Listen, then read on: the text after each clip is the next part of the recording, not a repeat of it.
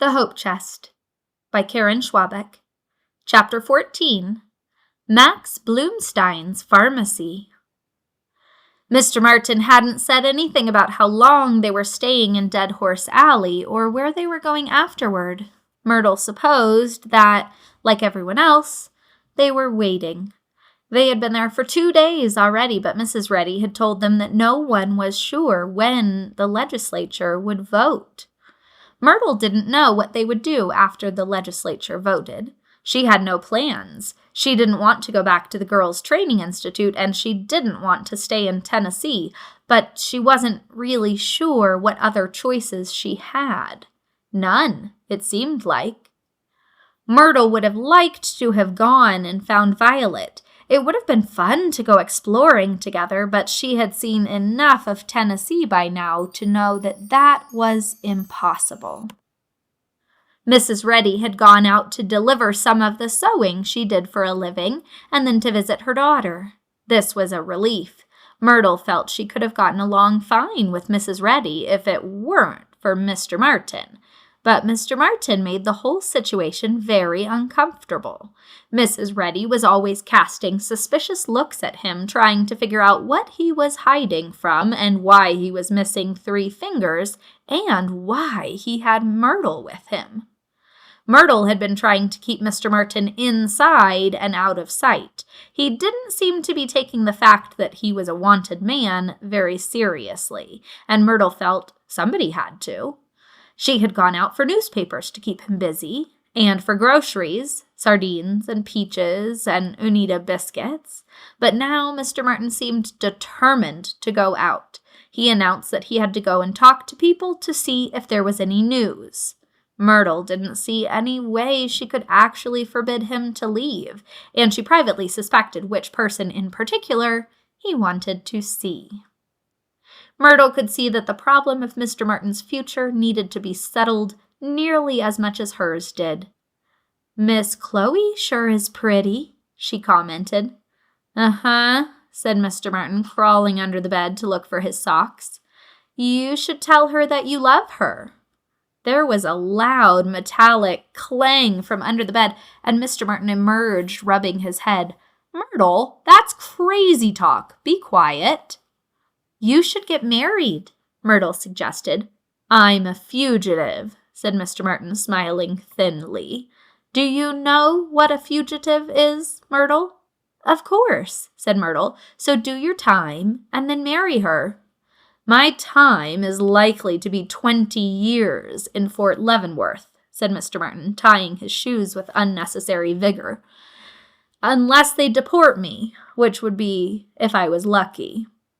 Myrtle frowned. 20 years was a lot. Miss Chloe, being so pretty, was likely to marry somebody else in that time.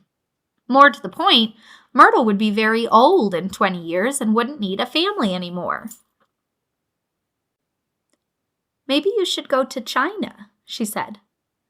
"It's a thought," said Mr. Martin. "Myrtle, I'm going out, and I want you to stay here and wait. Can I trust you for that?" Myrtle ignored the question. "You could take Miss Chloe to China with you," she said, "and then get married, and you might want to have a kid." "Myrtle, will you stay here and not move?" "Not a baby, maybe," said Myrtle. "Babies are a lot of trouble, but an older kid, you know." "Yes, that sounds like an excellent idea. Now stay here, Myrtle, and I'll be back in an hour or so." "Are you sure you would get 20 years?" said Myrtle.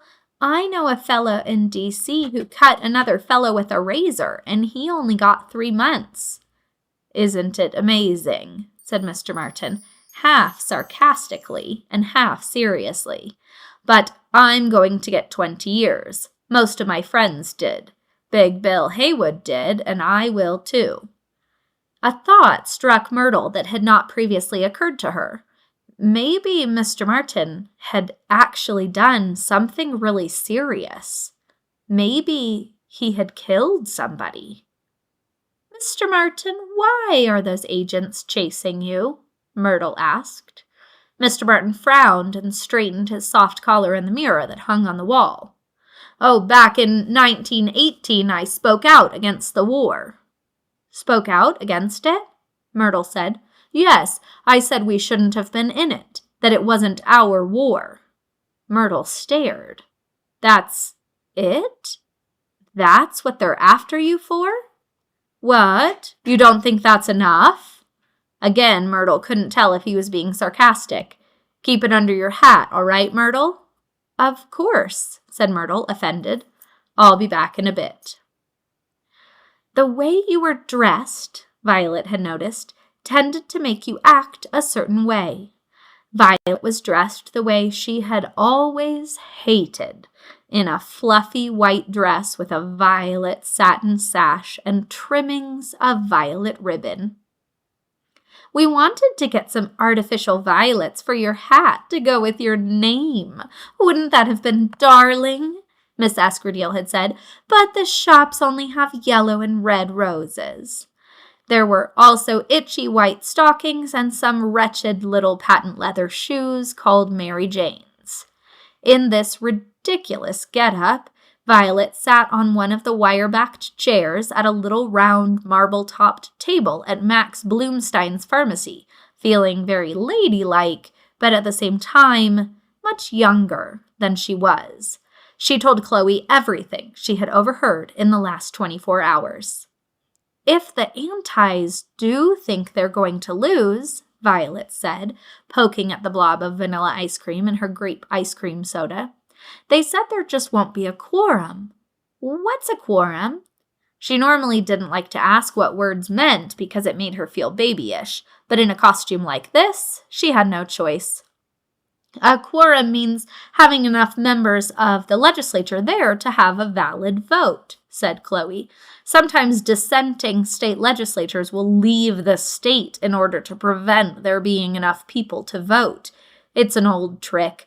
I'll tell Charlotte Ormond Williams we need to beef up the guard at the train station to keep them from escaping. At least now we know what that surprise you heard mentioned yesterday was. The publisher of the Nashville Banner changed sides. He used to be a Suff. Now suddenly he's an Anti.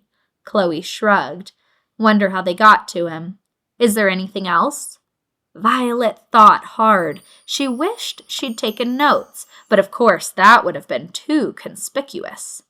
I don't know. That Miss Escudero that I'm sharing a room with is a blithering idiot. Violet, said Chloe reprovingly.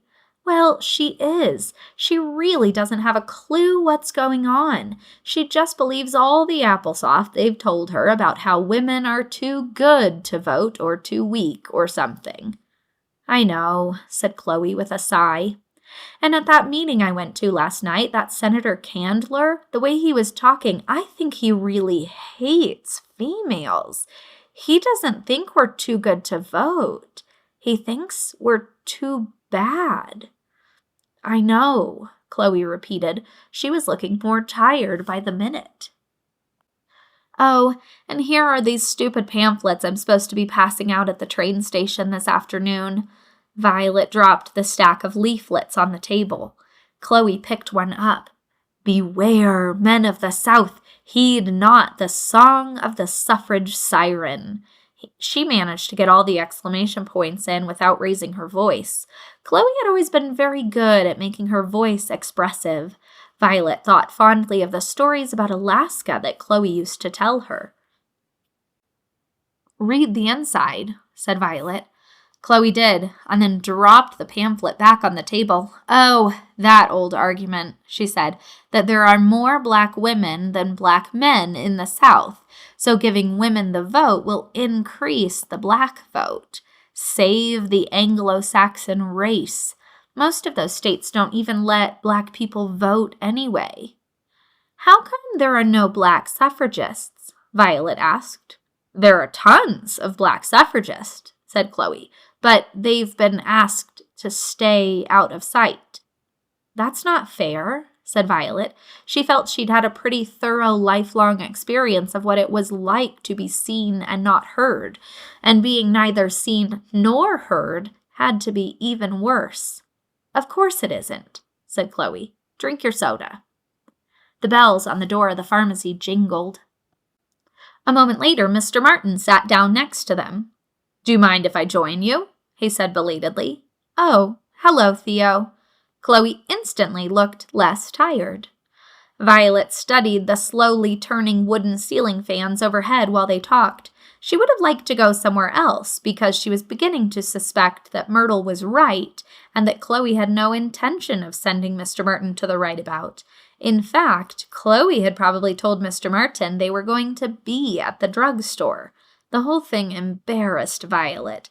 She didn't understand it either because both of the Mr. R's had been much better looking and more suitable than Mr. Merton, not to mention richer.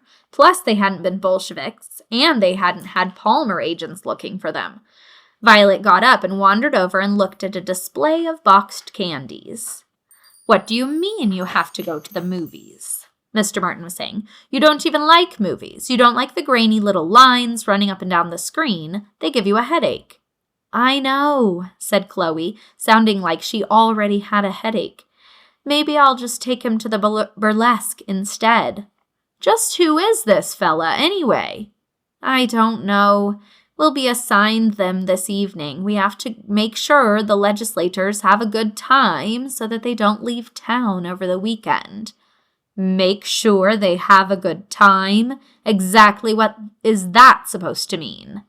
Theo, please. You're causing a scene. Violet drifted farther away. She tried to interest herself in a display of surefire liquor cures.